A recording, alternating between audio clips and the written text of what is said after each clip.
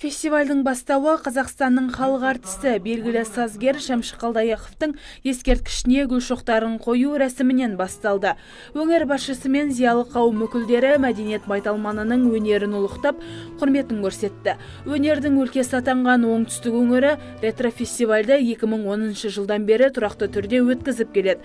Алғашқы шара Шәмші Қалдаяқовтың 80 жылдық мерейтойына орай ұйымдастырылған еді.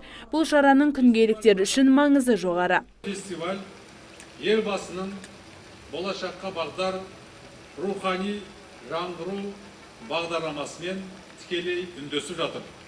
Ұлттық өнеріміз бен руханиятымызда жаңа заманға сай дамытып насихаттау біздің негізгі арзымыз.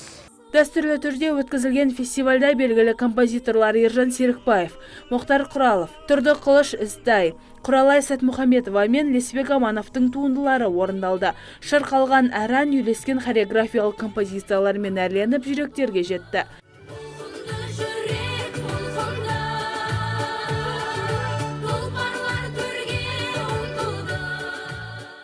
Шараға қатысып, әсемәнді әуелеткендердің бірі Сарын тобы. Жуырда ғана өнер айдынына қадам басқан топ Лесбек Амановтың «Қара бауыр қасқалдақ» әнін орындады. Олар ел тарихындағы зұлматты жылдарды халықтың көз алдына келтіріп, көңілдерін толқытты.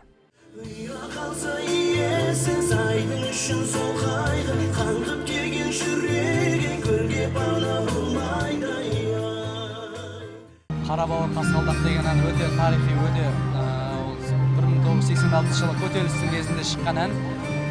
Сондай керемет ән, сол әнді бізге бұйырды, ойдағыдай орындадық. 16 желтоқсан біз үшін, қазақ елі үшін дүрсіл көндірген күндердің бірі болды. Тәуелсіздігіміз алып келген. Сондықтан осы әнді алғанымызға өте қуаныштымыз, үлкен бір әсерде болды. Шәмші әлемі Гүлзарында өткен фестивальді тамашалауға халық көп жиналды. Жыл сайын шараның ауқымы кеңейіп, деңгейі жоғарылап келеді. Таңшолпан Шамбай, Талғат Қырғызалиев, Абзал Турабеков, ТВК телеарнасы.